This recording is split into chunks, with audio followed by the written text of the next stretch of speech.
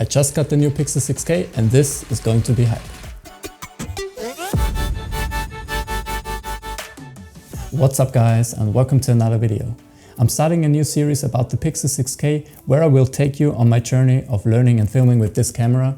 So if you don't want to miss future uploads, make sure to subscribe to the channel. In today's video, we're going to unbox the camera and I'll be sharing my first impressions with you.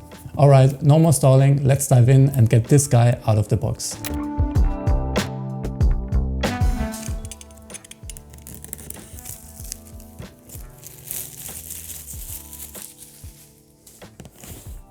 Let's get all this stuff out of the way.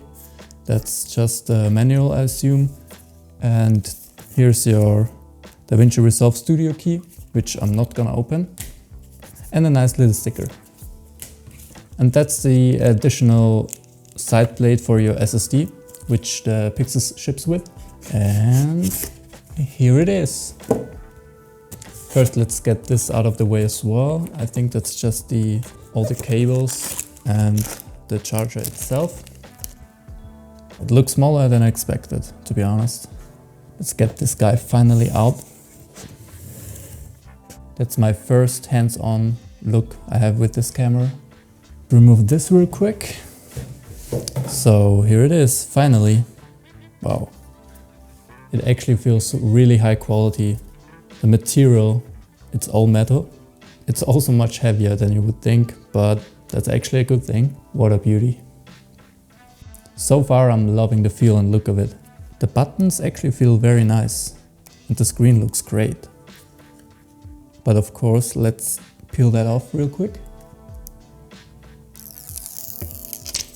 There's the SDI in and out, the Ethernet, the 12 volt LEMO. You have the two CF Express card slots, of course the battery mount, which is BPU, Sony BPU, and all these mounting holes, of course, which is really nice with this camera. I chose the L mount version because it's just way more versatile.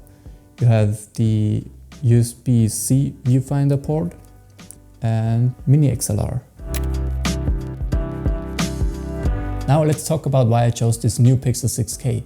I was always drawn to Blackmagic cameras like the original Pocket 4K and 6K, but I wasn't really a fan of the APS-C sensor and how the camera itself looked and felt. And also the poor battery life of those cameras was really a drawback for me. When I bought my A7 III a couple of years ago, I was actually considering switching to Blackmagic, mainly because of their color science and the image quality, though at the end it wasn't exactly what I wanted, so I stuck with the A7 III. Now, when the Pyxis was announced, a full-frame, box-shaped cinema camera at a great price, I was interested again. Yes, it has the same sensor and image quality as the Cinema Camera 6K from Blackmagic, but I love that sensor's image quality anyway, and now that it's in a box-style body, I was eager to pre-order. And the Pyxis actually addresses most, if not all, of my concerns with the pocket cameras. It has a more versatile and riggable design, it's full metal, and it uses Sony BPU batteries instead of the NPF ones. Also, it keeps the excellent image quality, it shoots 6K B-RAW, open gate up to 36 frames per second. It has a screen and all the I/O that I need, especially the XLR input. And all that while remaining relatively affordable. And now that I've fully switched to DaVinci Resolve as well, the B-RAW actually benefits my workflow. So this felt like the perfect time to upgrade for my needs as an upcoming filmmaker and cinematographer. With its dynamic range, color science, 12-bit 6K B-RAW, this should be a massive step up from my A7 III. I will definitely use this new tool to improve my craft, to better understand and learn the importance of manual focus and dive deeper into the world of film. Now I'd like to quickly share what my current setup with the Pyxis will most likely look like. I will update you on a final rig or more options once I have all the parts and once I have used this camera a fair bit, so definitely stay tuned for that. For now though, I went with the cage system from 8thin.